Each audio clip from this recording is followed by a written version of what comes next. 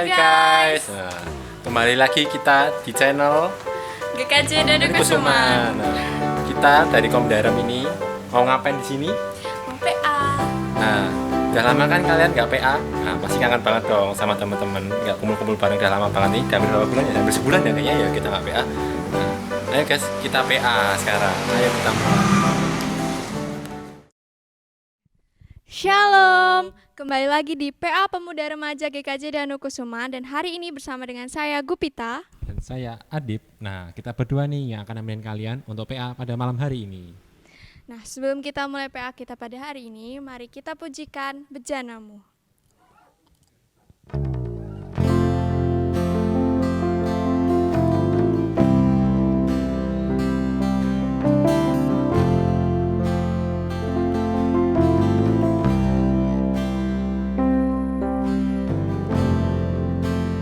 Kekuatan di jiwaku, ketenangan batinku,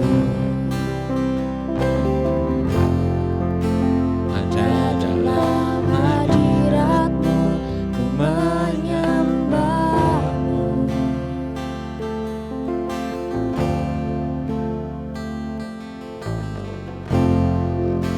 Tersungkurku di kakimu, rasakan hadiratmu,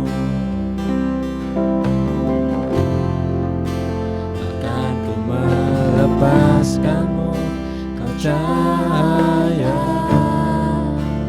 bagiku, mengiringmu seumur hidupku, masuk dalam rencanamu Bapa, pikiranku, kehendakku,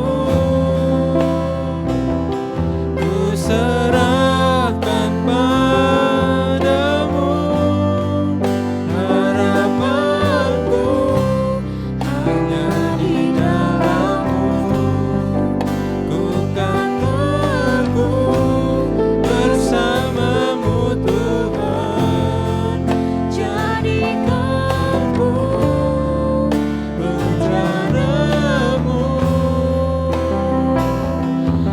untuk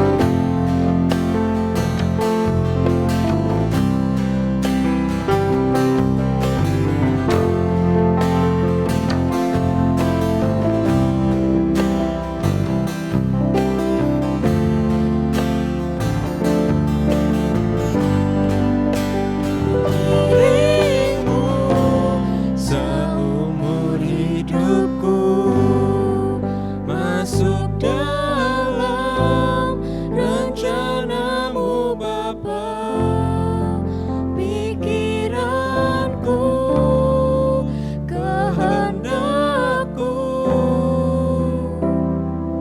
ku serahkan padamu, harapanku hanya di dalam-Mu, ku kan teguh bersama-Mu Tuhan, jadikanku rencana-Mu untuk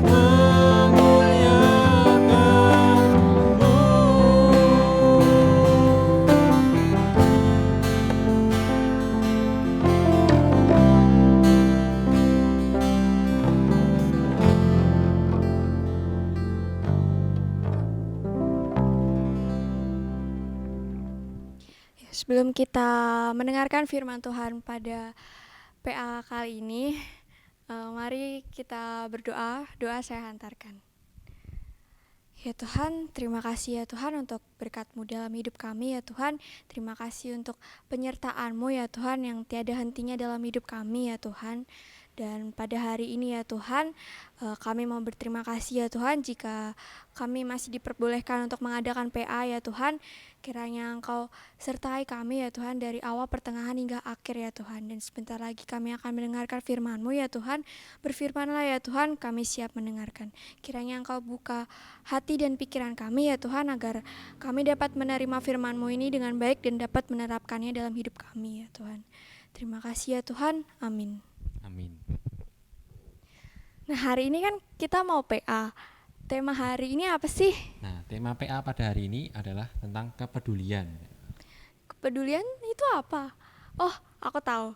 Kepedulian itu kalau sekarang mungkin dengan rebahan, karena dengan rebahan itu kita bisa memutus rantai penyebaran virus COVID-19. Bener nggak? Kalau menurut aku kurang tepat sih. Kalau menurut kalian gimana teman-teman? Nanti komen ya di bawah sini. Jangan lupa like dan subscribe. Nah, gitu. Kalau kalian ingin lebih tahu mengenai kepedulian, apa sih itu kepedulian? Nah, nanti kalian dengerin aja khotbah habis ini. Tapi sebelum itu, mari kita pujikan bersorak-sorai.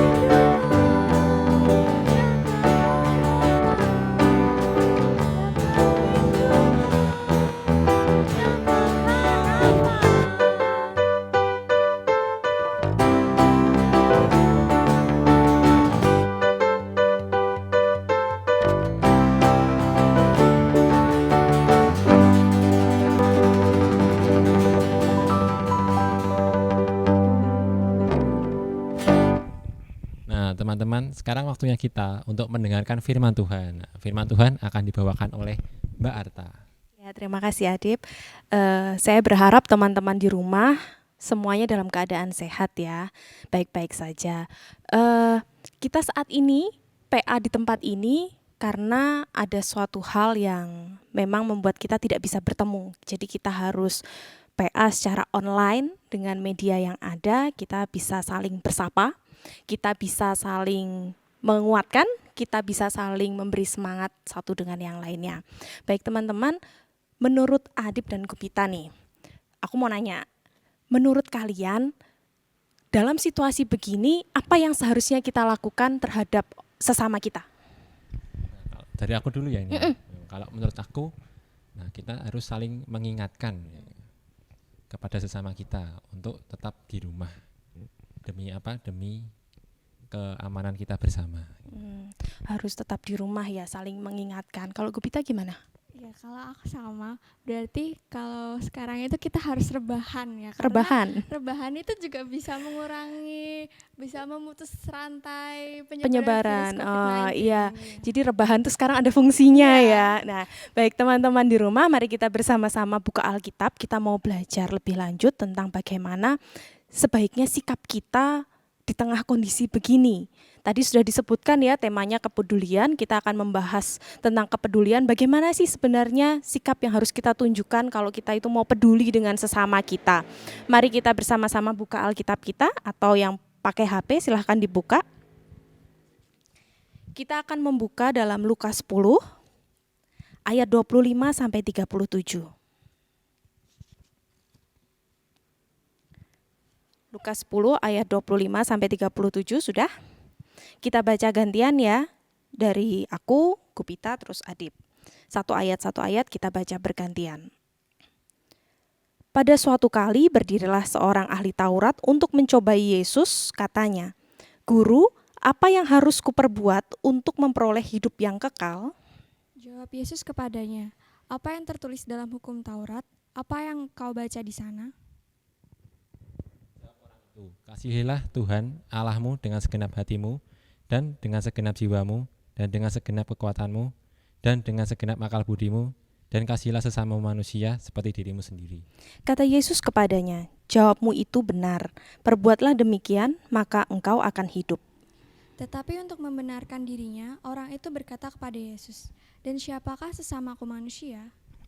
Jawab Yesus, "Adalah seorang yang turun dari Yerusalem ke Yeriko. Ia jatuh ke tangan penyamun-penyamun yang bukan saja merampoknya habis-habisan, tetapi yang juga memukulnya, dan yang sesudah itu pergi meninggalkannya setengah mati." Kebetulan ada seorang imam turun melalui jalan itu. Ia melihat orang itu, tetapi ia melewatinya dari seberang jalan. Demikian juga seorang Lewi datang ke tempat itu. Ketika ia melihat orang itu, ia melewatinya dari seberang jalan. Lalu datang seorang Samaria yang sedang dalam perjalanan ke tempat itu, dan ketika ia melihat orang itu, tergeraklah hatinya oleh belas kasihan. Ia pergi kepadanya lalu membalut luka-lukanya. Sesudah ia menyiraminya dengan minyak dan anggur, kemudian ia menaikkan orang itu ke atas keledai tunggangannya sendiri, lalu membawanya ke tempat penginapan dan merawatnya. Keesokan harinya, ia menyerahkan 2 dinar kepada pemilik penginapan itu. Katanya, "Rawatlah dia, dan jika kau belanjakan lebih dari ini, aku akan menggantinya waktu aku kembali." Siapakah di antara ketiga orang ini, menurut pendapatmu, adalah sesama manusia dari orang yang jatuh ke tangan penyamun itu? Jawab orang itu, "Orang yang telah menunjukkan belas kasihan kepadanya." Jawab Yesus kepadanya, "Pergilah dan perbuatlah demikian." Terima kasih Gupita dan Adip. Nah teman-teman, kita sudah membaca firman Tuhan yang tertulis dalam Lukas 10 ayat 25 sampai 37. Lembaga Alkitab Indonesia memberi judul Orang Samaria yang Murah Hati. Mungkin kita semua sudah sering dengar ya cerita ini. Orang Samaria yang murah hati di dalam khotbah hari Minggu, atau mungkin ketika kita sekolah Minggu, kita pernah dengar cerita ini. Ketika kita persekutuan remaja pemuda juga sering mendengar cerita ini. Tapi kira-kira maksudnya apa? Tahu nggak maksudnya apa? Kok Yesus menceritakan orang Samaria yang murah hati ini? Tujuannya apa ya? Dari aku dulu ya. Kalau menurut saya tujuannya itu adalah Yesus ingin mengajak kita untuk peduli kepada sesama kita. Yesus tanpa mengajak pandang kita. bulu. Siapakah orang itu? Yesus mengajak kita untuk peduli kepada sesama kita tanpa memandang siapa mereka. Kalau Gupita? Ya, kalau aku sama. Sama ya. Iya. Kita sering mendengarkan cerita ini dan kebanyakan orang menangkapnya ya kita harus peduli, kita harus menolong orang banyak, kita harus menolong siapapun yang ada di depan kita. Tapi juga banyak orang yang gagal paham loh tentang cerita ini. Gagal pahamnya gimana ayo? Bingung kan? Nah banyak orang yang gagal paham, mereka hanya berpikir bahwa ya yang penting nolong aja. Yang penting kita bisa nolong udah cukup. Yang penting kita bisa membantu orang lain sudah selesai. Tetapi yang dimaksud Yesus di sini bukan hanya sekedar itu. Kalau kita mau pelajari lebih lanjut ya, tadi kan sudah dibahas.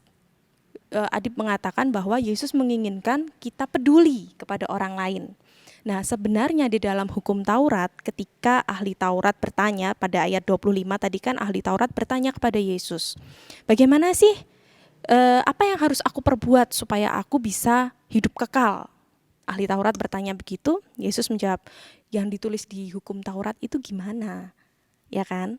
Terus ahli Taurat itu mengatakan, ayat yang sering sekali kita baca, ayat yang sering sekali kita dengar, bahwa kasihilah Tuhan Allahmu dengan segenap hatimu dan dengan segenap jiwamu dan dengan segenap kekuatanmu dan dengan segenap akal budimu, dan kasihilah sesamamu manusia seperti dirimu sendiri. Ya, itu yang dimaksud kepedulian. Itu sudah jelas-jelas tertulis dalam hukum Taurat, tetapi ahli Taurat bertanya lagi kepada Yesus, gimana sih caranya supaya aku bisa hidup kekal? Hidup kekal itu adalah memiliki relasi atau hubungan yang utuh tanpa ada batas waktu dengan Allah.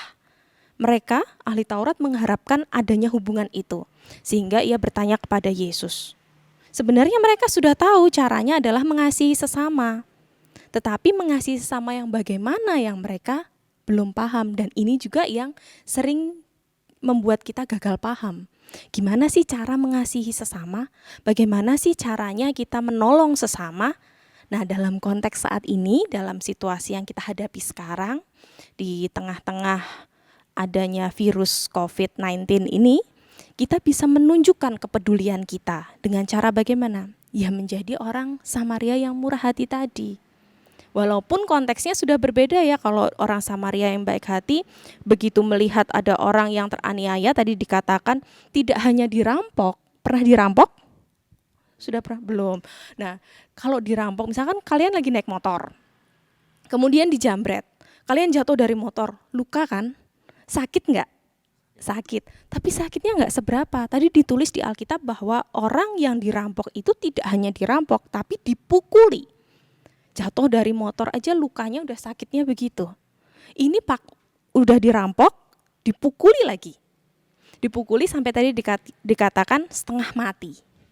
Berarti dia sudah hampir mati, udah setengah sadar, udah nggak tahu harus bagaimana, mungkin mau gerak aja udah nggak bisa. Nah, itu yang dirasakan oleh orang yang tadi diceritakan pada ayat 30. Ada seorang yang turun dari Yerusalem ke Yeriko. Mungkin dia sedang melakukan perjalanan pulang atau perjalanan pergi ke tempat saudaranya, lalu dirampok di sana, dipukuli dan hampir mati. Kemudian di ayat selanjutnya dikatakan ada seorang imam. Imam itu siapa? Imam itu adalah jabatan yang sangat penting yang ada di Bait Allah. Jabatan tertinggi yang penting sekali di Bait Allah. Dia melakukan perjalanan menuju ke Yerusalem. Nah, dia melihat bahwa ada saudaranya, kerabatnya yang sedang dirampok, yang sudah dirampok, dipukuli, sudah setengah mati, hampir mati, udah nggak tahu harus bagaimana, sudah tidak bisa bergerak, tapi dia bablas saja, bodoh amat, aku buru-buru kok, aku mau ke Bait Allah, bodoh amat lah, pura-pura nggak tahu aja. Nah, itu seorang imam yang lewat pertama. Kemudian orang yang kedua yang lewat adalah seorang Lewi. Orang Lewi ini juga orang yang punya jabatan khusus di Bait Allah. Tapi dia juga sama seperti para imam kan? Bodoh amat lah, aku buru-buru kok, lewat aja bablas. Nah, kemudian orang yang ketiga ini yang harus kita perhatikan. Orang Samaria. Orang Samaria itu siapa? Tahu nggak? Tahu nggak Gupita? Nggak tahu. Adip? Kurang tahu sih. Kurang tahu. Nah, teman-teman yang di rumah, orang Samaria ini adalah sebenarnya bagian dari bangsa Yahudi. Tapi oleh bangsa Yahudi tidak diterima sebagai orang Yahudi murni karena orang Samaria ini sudah mengalami yang namanya kawin campur dengan bangsa lain. Jadi sudah tidak murni bangsa Yahudi. Sebenarnya dulu bagian dari bangsa Yahudi, tetapi karena mengalami kawin campur dengan bangsa lain, sehingga sudah tidak masuk lagi bangsa Yahudi, tidak dianggap oleh orang-orang Yahudi. Nah, orang-orang Samaria ini yang sering tidak dipedulikan oleh orang-orang Yahudi. Orang asing, dianggap orang asing. Bahkan orang Samaria juga sering dihina oleh orang-orang Yahudi.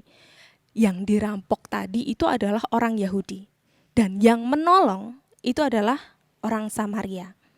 Kalau kalian jadi orang Samaria, kira-kira gimana? Ketika kalian bertemu dengan orang-orang Yahudi, kemudian kalian dihina, diejek, tetapi ketika diperhadapkan dengan orang Yahudi yang butuh pertolongan, kalian mau nolong nggak? Gimana? Secara manusiawi aja. Ya mungkin kalau dari Alkitab itu harusnya kita menolong ya, tapi biasanya kita ya manusiawi aja lah. Pasti kalau sama orang yang udah nggak suka sama kita, mereka udah membenci kita, ngapain sih ditolongin? Nah, kalau Adip sama. Kalau secara manusiawi sama. Iya. Kan seperti itu ya, secara manusiawi ngapain sih ditolong? Dia udah ngejek aku, dia udah menghina aku. Buat apa? Nanti juga ujung-ujungnya dia makin menghina aku. Bisa saja secara manusiawi kita berpikir begitu. Tetapi tidak bagi orang Samaria ini. Orang Samaria ini justru turun dari keledainya, kemudian mengobati, bahkan tidak hanya sebatas mengobati. Dibawa ke penginapan, dirawat di penginapan. Bahkan ketika si orang yang tadi dirampok itu belum sadar, dititipkan kepada yang punya penginapan dikasih uang, kemudian dia tinggal, nanti kalau misalnya uang ini habis dan kurang, akan ditambah lagi. Betapa baiknya orang Samaria ini. Bangsanya sudah dihina, bangsanya sudah dianggap orang asing, tapi dia tetap menolong bangsa yang sudah menganggap dia orang asing. Nah, makanya Yesus di sini memberikan contoh orang Samaria yang murah hati. Kita bisa menjadi orang Samaria yang murah hati. Kita diminta untuk menjadi orang Samaria yang murah hati. Untuk menjadi orang Samaria yang murah hati di zaman sekarang itu banyak sebenarnya caranya. Apalagi di tengah-tengah situasi yang seperti ini. Tengah-tengah situasi yang kita hadapi saat ini. Bukan hanya sekedar menolong, tetapi kita juga harus memiliki sikap rendah hati. Kalau orang Samaria yang murah hati tadi tidak memiliki sikap rendah hati, ya sama seperti imam dan para Lewi tadi. Lewat aja bablas, bodoh amat. Tetapi dia memiliki sikap rendah hati. Dia mau menolong. Dan dia tulus. Tidak meminta imbalan. Dia tidak mengatakan, nanti kalau kamu sudah, atau dia ini yang dirampok ini sudah sembuh, harus mengembalikan uangnya. Harus mengembalikan apa yang sudah diberi. Enggak kan? Dia menolong dengan tulus. Ada kerendahan hati dan menolongnya dengan ketulusan, tidak mencari keuntungan. Dan satu lagi, tidak ada udang di balik batu. Nah, kadang-kadang kita mau menolong tetapi ada apa dulu nih, cari keuntungan dulu, harus cari celah dulu supaya kita bisa tenar misalnya. Nah, ini pas sekali di kondisi yang seperti ini. Kadang-kadang kita menolong orang tetapi memberikan sembako misalnya, kemudian ketika kita memberikan, foto dulu ya, belum tentu kan orang yang kita tolong mau difoto. Bisa saja itu membuat dia sakit hati. Pernah satu kali ada seorang pengemudi kendaraan mobil, lalu ada orang jual tisu. Ini cerita konkret ya, ada orang jual tisu. Sebenarnya yang mengendarai mobil ini tidak pengen beli tisu karena dia sudah punya tisu. Kemudian si penjual tisu ini hanya diberi uang. Ditolak oleh penjual tisu itu. Niatnya baik kan? Si pengendara mobil ini niatnya baik, ingin menolong, ingin memberi. Tapi belum tentu sesuai dengan kebutuhan yang diinginkan oleh si penjual itu. Nah, ini harus kita pahami, kepedulian itu tidak hanya sebatas menolong. Tetapi kita juga harus memahami siapa yang kita tolong. Tadi ahli Taurat mengatakan, lalu siapa sesamaku manusia? Ya banyak orang yang bisa kita jadikan sesuatu untuk bisa kita salurkan bantuan kita. Kita bisa menolong mereka, kita bisa menolong banyak orang yang ada di sekeliling kita, terutama dalam kondisi seperti ini. Misalnya saja, ini cerita konkret lagi. Saya punya kerabat saya itu bekerja di sebuah pusat pembelanjaan di mall, bekerja di mall. Dia tiba-tiba malam hari menulis postingan di media sosial mengatakan mau masuk lift, antri, kemudian ketika liftnya terbuka ada lebih dari 10 orang yang keluar dari lift. Padahal protokol yang disampaikan oleh pemerintah di dalam lift itu harus maksimal 5 atau 6 orang kan, dan itu sudah disediakan tempat-tempatnya. Tapi ini tidak. Nah, sebenarnya kepedulian kita bisa kita lakukan di situ. Tadi dikatakan rebahan aja enak di rumah, dan itu juga bisa memutus rantai penyebaran COVID-19. Nah, itu salah satu masuk lift dengan protokol yang sudah disediakan itu juga merupakan salah satu bentuk kepedulian. Menolong orang itu tidak harus seperti orang Samaria yang harus menolong, mengobati, membawa ke penginapan, tidak seperti itu. Dalam kondisi seperti ini, memutus tali rantai penyebaran COVID-19 itu juga salah satu bentuk kepedulian. Ketika kita pergi keluar rumah menggunakan masker, jaga jarak seperti kita ini jaga jarak, itu salah satu bentuk kepedulian. Mungkin kita merasa sehat ketika kita pergi. Ketika kita jalan-jalan kita sehat-sehat aja, tapi belum tentu orang yang kita temui itu sehat. Belum tentu orang yang kita temui itu kondisi kesehatannya sama seperti kita. Ya kan? Nah, di sini adalah salah satu bentuk kepedulian kita juga. Dalam kondisi seperti ini, di tengah wabah seperti ini, di tengah-tengah kita diperhadapkan dengan situasi yang rumit saat ini, yang sulit saat ini, kita diperhadapkan dengan virus COVID-19 ini, kita bisa menunjukkan kepedulian kita dengan banyak hal. Salah satunya itu tadi, kita bisa menggunakan masker untuk menjaga fisik kita, menjaga kesehatan kita dan juga menjaga kesehatan orang lain. Kita bisa berjaga jarak untuk peduli kepada orang lain. Setelah pulang dari bepergian, nanti setelah kita pulang dari gereja sampai rumah kita bisa mandi, ganti baju, bajunya langsung dicuci. Itu salah satu bukti kita sudah peduli kepada keluarga kita, kepada orang tua kita. Belum tentu orang tua kita kondisi kesehatannya sama seperti kita. Kita merasa sehat, kita merasa saat ini baik-baik saja, tapi belum tentu orang tua kita di rumah juga sehat. Belum tentu orang tua kita di rumah atau keluarga kita di rumah itu memiliki kondisi kesehatan yang sama seperti kita. Bisa saja sedang tidak enak badan. Nah, itu akan membuat penyebaran itu semakin cepat kalau kita tidak mau peduli seperti itu. Nah, saya percaya teman-teman remaja pemuda yang ada di rumah juga pasti sudah melakukan kepedulian yang hal-hal kepedulian seperti itu, hal-hal yang sederhana. Tetapi kita kadang-kadang tidak tahu bahwa yang kita lakukan itu sebenarnya adalah sebuah bentuk kepedulian. Karena sebenarnya kepedulian itu harus didasari dengan sikap rendah hati. Kalau kita tidak mau rendah hati, kita bodoh amat seperti imam dan orang Lewi tadi, ya akan semakin rumit. Penyebaran akan semakin cepat, akan semakin banyak korbannya, akan semakin sulit diselesaikan persoalan ini, ya kan? Tetapi dengan kita mau rendah hati, kita mau tulus di dalam peduli, di dalam menolong orang lain, ya ini semua akan cepat selesai. Harapannya tidak berlama-lama situasi seperti ini karena kita pasti semua rindu ya untuk persekutuan, untuk bersalam-salaman, untuk saling bertegur sapa secara langsung. Rindu kan? Rindu kan, Gumbita? Nah, semuanya pasti akan rindu. Teman-teman di rumah juga pasti rindu, dan teman-teman semua yang ada di sini juga pasti akan rindu untuk bersekutu bersama. Oleh karena itu, marilah kita tunjukkan kepedulian kita dengan sikap rendah hati, dengan ketulusan, menggunakan protokol-protokol yang sudah ditentukan. Itu adalah salah satu bentuk kepedulian kita sebagai kaum muda. Kita harus bisa peduli dengan sesama. Siapakah sesama kita? Semua orang adalah sesama kita. Tidak peduli agamanya apa, tidak peduli sukunya apa, tidak peduli latar belakang keluarganya bagaimana, mereka semua adalah sesama kita.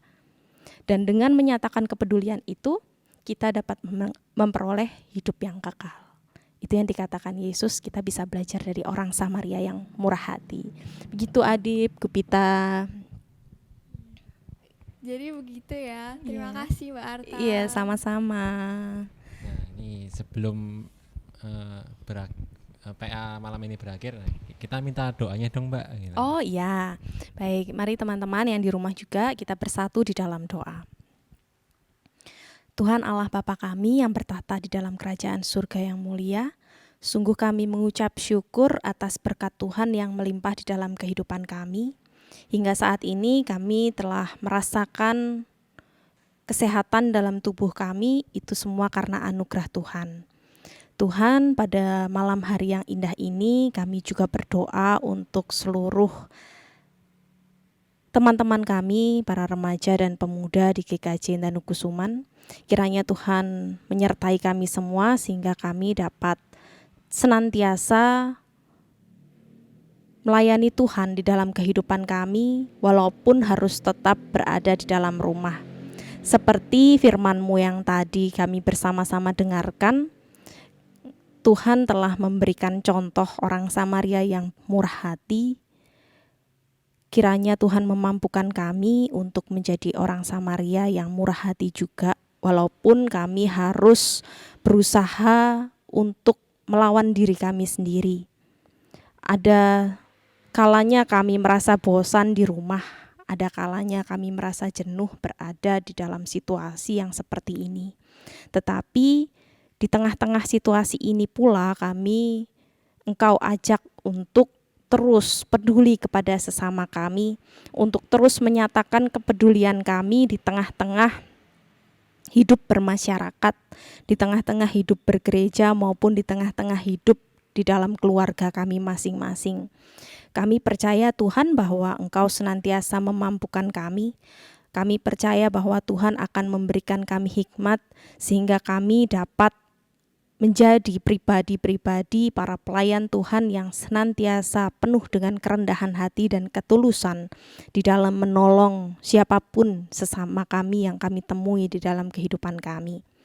Kami menyerahkan seluruh hidup kami Tuhan, dan kami memohon kiranya Tuhan senantiasa berkarya, Tuhan senantiasa menuliskan cerita indah di dalam setiap kehidupan kami, sehingga seluruh pergumulan kami yang saat ini sedang bersama-sama kami hadapi, virus COVID-19 segera berakhir. Kami percaya bahwa pelangi yang indah telah Tuhan sediakan bagi kami semua. Kami percaya bahwa Tuhan sudah merancang segala sesuatu yang baik dan indah pada waktunya. Kami menyerahkan seluruh pergumulan kami ini di dalam nama Tuhan kami Yesus Kristus. Semuanya akan baik-baik saja. Semuanya akan kembali seperti sedia kala. Semuanya akan indah pada waktunya. Terima kasih ya Tuhan. Kami akan menyelesaikan PA kami pada malam hari ini. Kami akan bersama-sama merenungkan setiap firman Tuhan yang tadi telah kami dengar di dalam kehidupan kami, dan kami akan menyatakannya di dalam kehidupan kami ini. Terima kasih ya Bapa, hanya di dalam nama Tuhan kami Yesus Kristus kami sudah berdoa dan bersyukur. Amin. Terima kasih Mbak Arta atas firman-Nya dan doa yang sangat luar biasa. Terima kasih sama-sama Adib dan Kupita. Oh, jadi ternyata itu ya kepedulian. Berarti kalau kita mau jadi orang yang peduli, kita harus punya sikap yang rendah hati dan tulus. Nah, betul sekali Kupita, 100 buat kamu. Ya, sudah tidak terasa kita sudah berada di penghujung acara. Sebelum kita menutup acara pada malam hari ini, mari kita pujikan. Kita harus membawa berita.